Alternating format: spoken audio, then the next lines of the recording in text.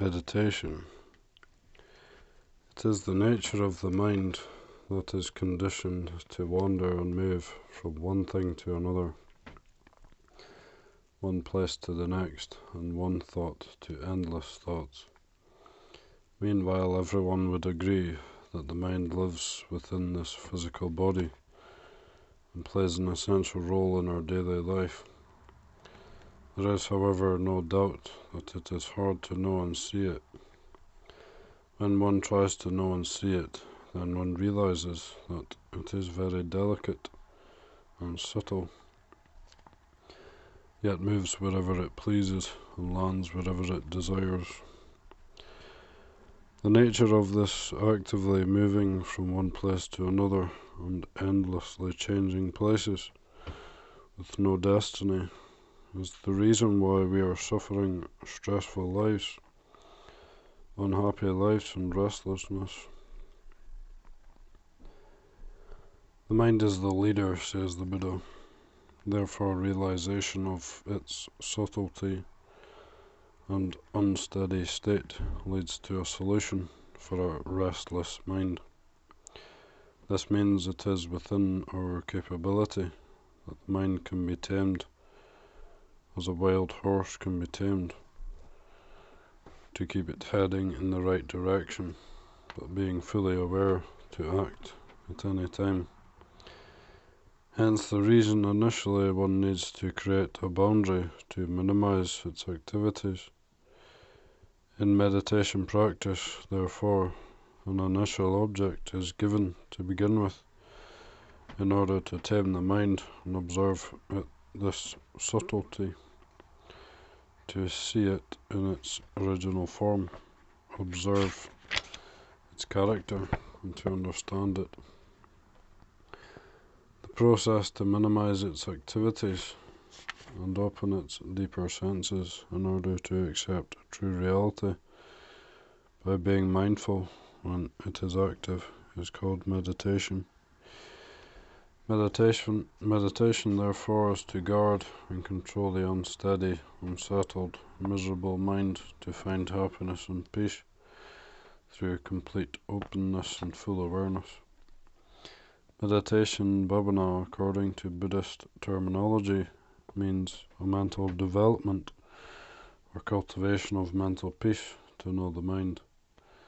It is such a wonderful technique for development of positive inner strength, recognizing our own value and the value of others. It is a method of knowing one's own mind and how it works. Knowing the mind helps one to become master of the mind rather than a slave to it. The human mind, most of the time, despite being formless, colourless and shapeless, normally is engaged either in past memories or in the illusory world of the future. Normal behaviour of the mind is searching for peace and happiness through memories or hopes. It loves to plan for a beautiful future and wishes to be happy, recollecting pleasant memories from previous incidents, and tries its utmost to resist remembering or to forget unpleasant memories. It is human nature that wants to have a happy feeling. The fact is that we have not learnt to notice, or have not tried to notice, our feelings, emotions, and any mental tendencies that arise one after another, or our reactions to them. So we leave them unnoticed. As a result, we become a slave of these feelings and emotions, which in itself is a cause of unhappiness. In reality, these thought processes must change, much like a river flows. The only unchanged aspect should be our ability to recognize these emotions, to note them, and to let them pass. Happiness exists when there is no change or holding on to the pleasant feeling that had happened. So, happiness is stopping at the moment that is preferable, or clinging on to that moment. This is, of course, a happy memory, but against the natural law of change, because everything is bound to change. When there is a constant change, experience of happiness is also subject to change. Despite the reality of changing nature, almost all the time, the mind longs to remain focused on the pleasant feelings and emotions.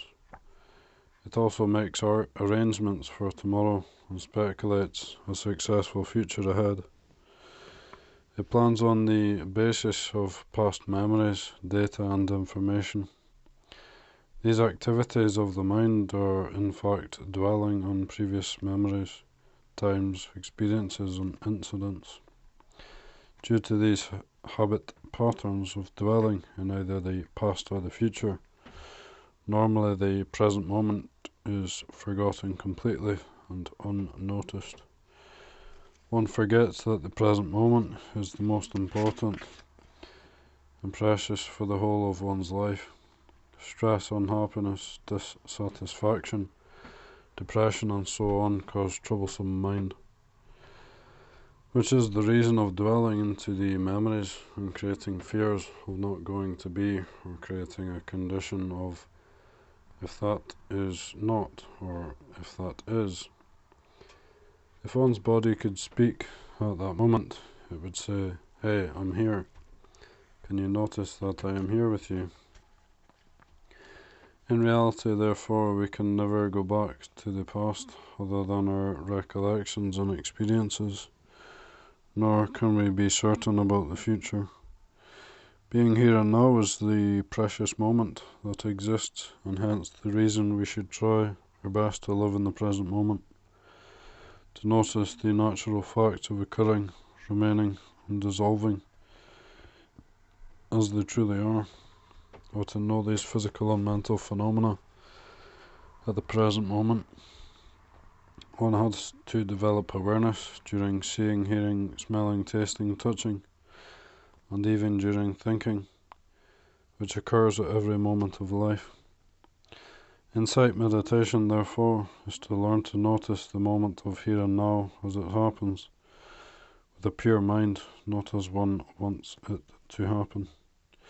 Full awareness and constant noticing of present phenomenon, living in the present moment, without a doubt, therefore, is the key to success and to achieve peace and happiness, which will lead to the path of liberation. We eat various nutritious foods to keep our body healthy and balanced. We clean our bodies every day.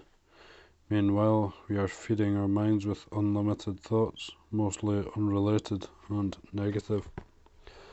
Almost every one of us is consuming every bit of news all day that deludes the mind more than assisting us on the path of happiness. On the other hand, one can hardly spare any moment to clean the mind.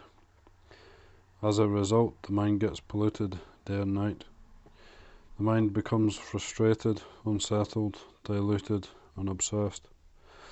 Meditation, therefore, is a very efficient way to clean and purify the mind from all sorts of miseries and discomforts. Further, purification of the mind is a natural process which is not limited to any particular race, class, colour, nationality or religion. Since every one of us has similar tendencies of the mind, desires that are influenced by advertisements to persuade us to consume, so everyone experiences the same result, sooner or later, depending on his or her own practice, wisdom and stages of perfection that has already been achieved. It is for the purification of beings, for the overcoming of sorrow and lamentation, for the extinction of suffering and grief, for the walking on the path of truth, for the realization of Nibbana, complete extinction and unlimited happiness. The Enlightened One said the above passage in one of his famous discourses, the Great Discourse on the Foundation of Awareness, Mahasatipatthana Sutta, regarding the benefits of meditation practice. Therefore, meditation is a set of simple yet powerful mental practices that anyone can apply in their daily life to live free from miseries, worries, burden, and anxiety. Meditation as a daily practice is a type of mental work, or yoga of the mind, which helps us to become aware of ourselves and every aspect of our life. This process of paying attention to things that are occurring inside of us assists one to find happiness, rather than paying unnecessary attention to external objects. It is a state of being non-judgmental, complete silence, and understanding the reality of change as it is taking place. It is experiencing the mental activities and bodily appearance directly with the right understanding.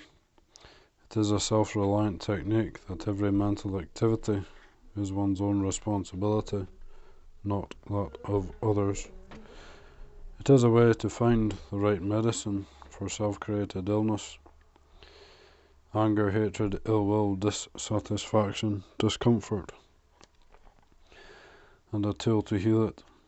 Therefore, one has to become a master of one's own mind through one's own diligent effort for the complete liberation from all anxieties, worries, stress, and emotions.